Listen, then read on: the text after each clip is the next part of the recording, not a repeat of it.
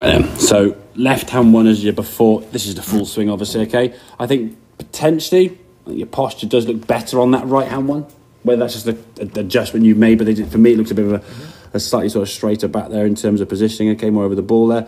This one here now is the club where it gets a bit inside, so your hand seems to be getting away from your chest there, almost a bit reachy out for the ball there. You said a couple of times didn't feel connected.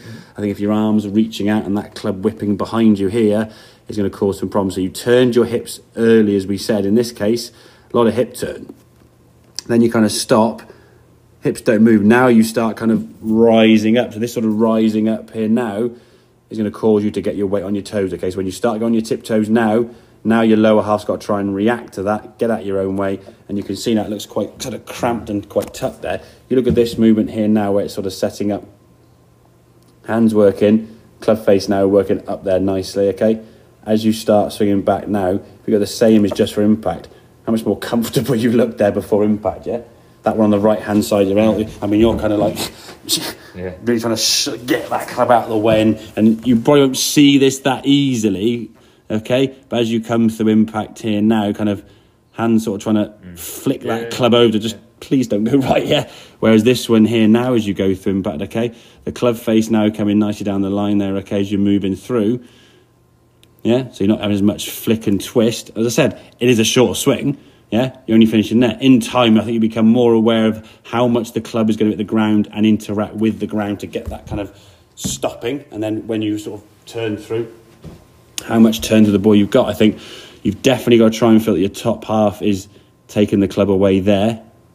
So that to me looks more kind of top half. Knees are still going to move anyway, but they're not moving that much. If you wanted to go back a bit further, you could keep twisting there. You sort of stop here, and then as you start bringing the club as a little bit forward, okay? If you want to go back longer, you just keep turning that right side. If the hip hasn't gone back too far to start with, well, now it can get there. It can keep going. But if it's gone there straight away, like, well, crap, I've got nowhere to go.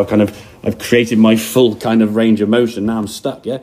This one here, when the club was going back, I mean, as I say, before that club's even moved that far, your hips are kind of opened up.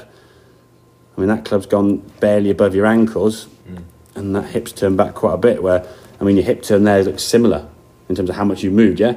And look when the club is up there to where it's down there. So quiet down that hip turn on the way back, get that strike in, and then we'll just start building up some bigger swings.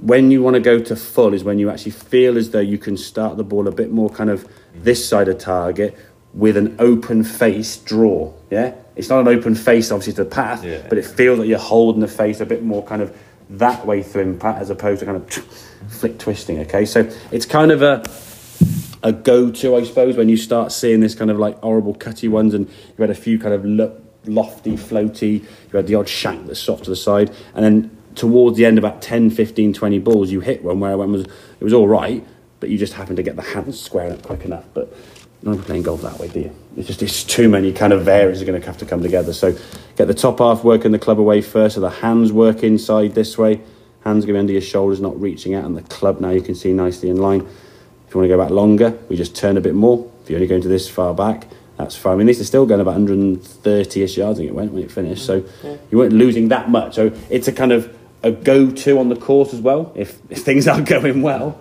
it's a take one more club, punch it kind of method that just gets the ball in play rather than sort of these big, high, loopy, cutty ones. And again, if you can play these lower shots in the wind, happy days. Okay, mate? Cool. So have a couple more then with that sort of shot. We'll just try and build it back up into a fuller swing by session end. Okay, mate?